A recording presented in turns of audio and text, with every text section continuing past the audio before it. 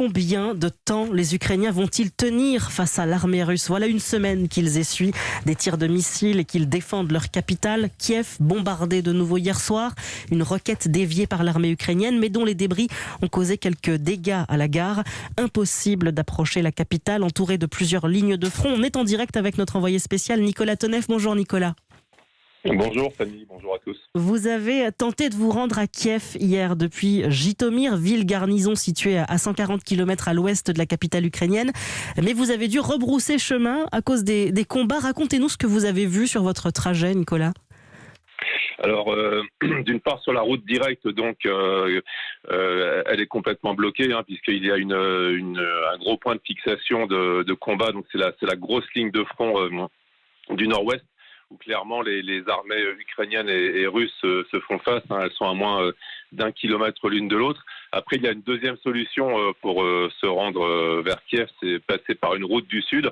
Mais là, c'est pareil, c'est une incertitude toujours qui est liée à la situation militaire. Moi, quand j'ai pris la route le matin à 9h, elle était réputée sûre, cette route.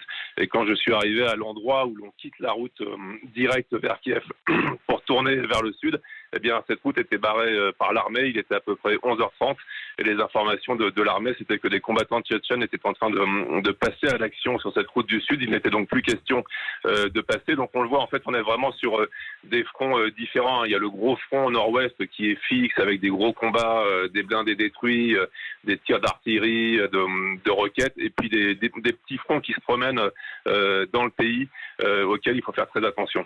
Alors on a beaucoup parlé notamment de la prise de Kherson au sud de l'Ukraine, à l'embouchure du Dnipro, le grand fleuve qui coupe l'Ukraine en deux, prise par l'armée russe. Au bout d'une semaine de guerre, Nicolas, quel est l'état d'esprit des Ukrainiens que vous croisez, que vous rencontrez ?